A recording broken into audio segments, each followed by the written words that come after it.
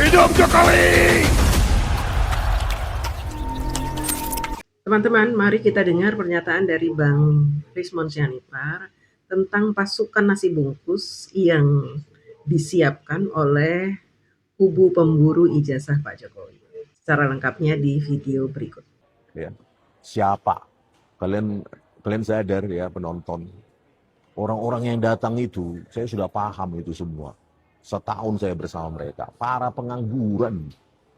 Ya, kalian lihat itu, dikasih 100.000 ongkos datang gitu. Karena memang kerjaannya cuma itu, orang-orang itu saya udah hafal itu semua. Mereka itu mengaku aktivis, kasih ongkos transport 100.000 datang itu. Jadi bukan kalian kira itu mendukung kebenaran, fakta, pencarian kebenaran. Tidak, saya sudah hafal mereka itu setahun ini. Orang-orang pengangguran gitu. Ya. 100.000 ongkos, 100.000 aja udah datang itu semua itu dapat kalau ada gratis makan siang, kayak orang yang nggak pernah makan. Ya, kalian lihat itu baik di Polda maupun di Kejaksaan, orang yang datang itu orang-orang pengangguran. Ya memang pekerja, yang mengaku aktivis itu, orang-orang itu ada yang emak-emak lah, ada yang tua bangka, itu semua pengangguran. 100.000-nya itu datangnya itu. Jadi jangan kalian kira banyak dukungan terhadap Roy Suryo dan Tifa, orangnya itu aja. Dan saya paham, hafal itu semua itu orang-orang itu, 100.000 itu. Ya. 50.000 pun datang itu. Ya. Karena apa? Nggak ada pekerjaan, nggak ada penghasilan. Ya itu pekerjaan mereka. Seolah-olah mendukung di TV atau di apa pokoknya di ini suap-suap lah dia. Padahal 100.000-nya itu. Ya. Ada proyek, ada bohir yang membayar mereka 100.000 itu. Itu. Ya. Nggak ada yang bisa menyangkal itu. Semua orang paham di situ. Ya, 100.000. Jadi jangan kalian kira banyak pendukungnya, bukan. Ya, itu 100.000 itu. Ya. Murah 100.000 untuk mendatangkan tiap orang. Jadi kalau ada bohir misalnya 100 juta, kalian bayangkan 100 juta jadi disebar, dibagi 100.000, ada berapa itu? Ya, ada 1.000 orang bisa datang gitu. Ya, kalau kalian punya uang 100 juta, bisa mendatangkan 1.000 orang. Itu. Orang-orang semacam itu kan paling datang 1.000 orang itu kemarin di Kejaksaan maupun di Polda. Ya, dengan modalkan 100 juta rupiah, bisa mendatangkan orang-orang itu. Bahkan bisa kalian tawar 50.000 pun datang ke mereka itu. Ya, itu pekerjaan mereka. Jadi bukan karena mendukung kebenaran penelitian Roy Suryo ataupun Tifa, itu 100.000. Gitu. 100.000 per orang itu. Ya. Jadi jangan dikecohkan oleh banyaknya dukungan mereka. Enggak. Saya paham semua orang di situ itu. Ya. Kalau udah di kantin Polda itu minta bayarin ya semua itu. Itu. Ya. Itu kalau udah di kantin Polda itu adalah bohirnya yang bayarin gitu. Mereka orang-orang, aduh, konten kreator yang ada di situ pun nggak makan kalau nggak membahas jasa Jokowi. Itu. Karena begitu mereka membahas yang lain, nggak ada viewsnya, nggak makan mereka. Jadi mereka saling kebergantungan ya.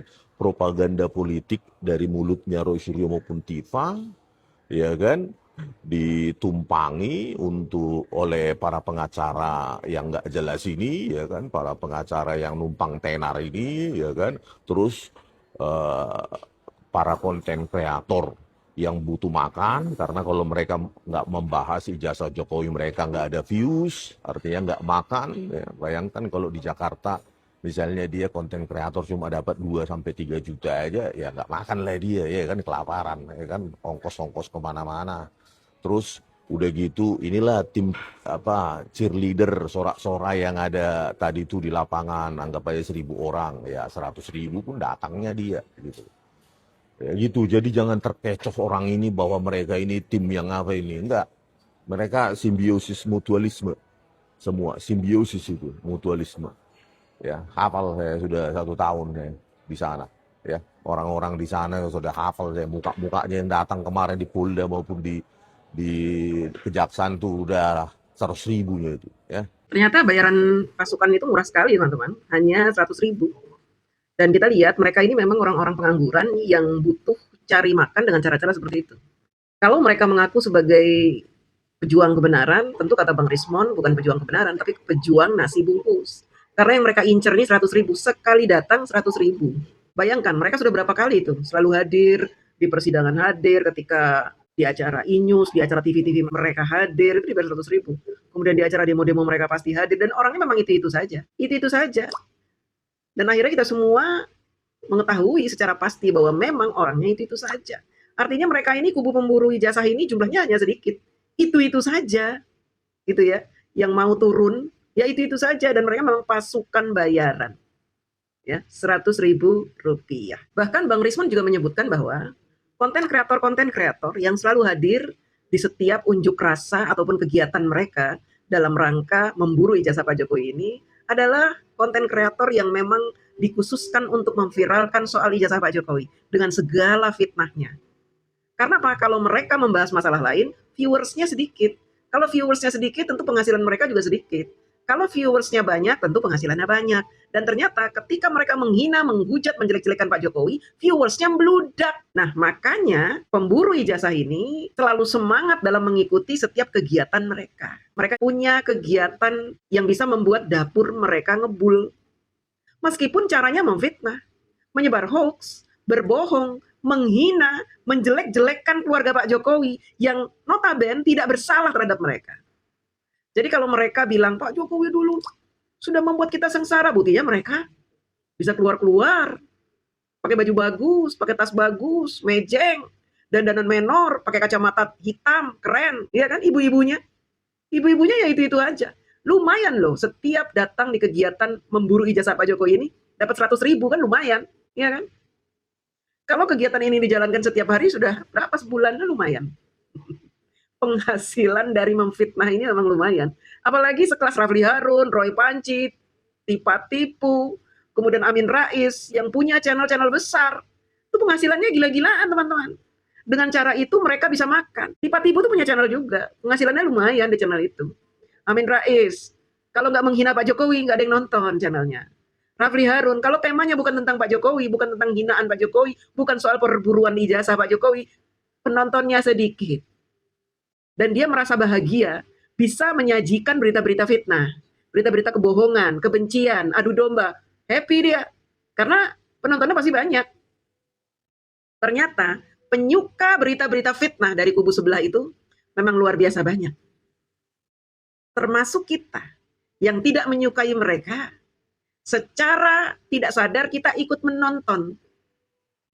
Kita menjadi bagian dari pemberi rejeki buat kubu pembenci. Nah inilah yang kita tidak sadari. Tapi gimana lagi? Kita harus menonton channel mereka supaya kita bisa menjawab kebohongan mereka, bisa menjawab fitnah-fitnah mereka. Dan ini yang saya lakukan. Biasanya saya nonton sebentar, saya rekam videonya, kemudian saya komentari. Saya tidak nonton sampai habis. Karena kalau nonton sampai habis, malas juga ya, karena untuk membuat video jawaban saja butuh waktu berjam-jam. Nah, apa bedanya dengan channel pendukung Bapak Jokowi? Jelas berbeda. Kami bukan pasukan bayaran. Kalaupun kami punya channel sama seperti mereka, dan ada penghasilannya, tapi kami memperoleh duit dari AdSense itu secara halal. Halalan toiban. Karena apa? Kami melawan berita hoax, disinformasi, fitnah, kebencian. Itu yang kami lawan. Kami meluruskan berita-berita yang bengkok. Yang kami dapat bukan sekedar AdSense, tapi juga insya Allah pahala. Itulah bedanya antara pendukung Bapak Jokowi dengan pembenci Bapak Jokowi. Apa istimewanya si Rosuryo dan Tifa ini? Ini kan orang cacat mental nih sebetulnya. Dia sendiri yang membuat analisnya, dia sendiri yang membuat penelitian, dia sendiri lalu menyatakan ini palsu. Apa dasarnya untuk menyatakan palsu? Jadi kok kita harus terbawa polarisasi mengikuti alur pikiran orang yang tidak jelas ini, yang orang cacat mental ini? Ini logikanya terbalik ini orang. Dia menuduh orang lalu disuruh untuk membuktikan. Oh, tunjukkanlah aslinya. Kan pakai logika terbalik dia. Kalau Anda menuduh itu silahkan. Nah, kalau dari proses penangkapan ini, apa yang dikatakan Bu Mersuza tadi itu betul. Tidak ada salah prosedur, tidak ada hal yang dilanggar. Kewenangan jelas mutlak kewenangan dari penyidik. Artinya kalau saat ini kasus ini kan atas laporan Pak Jokowi, pencemaran nama baik. Betul. Artinya di sini seorang pelapor lah yang punya dibebankan untuk membuktikan bahwa tersangka itu memang mencemarkan nama dia. Nah, lihat, nanti tugas Pak Jokowi yang membuktikan. Lihat ancamannya. Pencemaran nama baik Ancamannya nanti kan ya. menyebar menyebar, menganalisa, pasal 332, 35 itu ya, Undang-Undang ITE, kan mentransformasikan, merubah. Transmisi. Iya, merubah dia kan. Nah itu kewenangan. Makanya Jokowi termasuk tadi dia menyatakan kita serahkan sepenuhnya kepada proses hukum, katanya. Serahkan sepenuhnya kepada proses hukum dan kita sama-sama mengawal proses ini. Kan seperti itu yang saya sampaikan. Jadi kalau dikatakan ini sudah beralih kewenangan, belum beralih kewenangan karena belum tahap 2. Kewenangan itu mutlak di penyidik.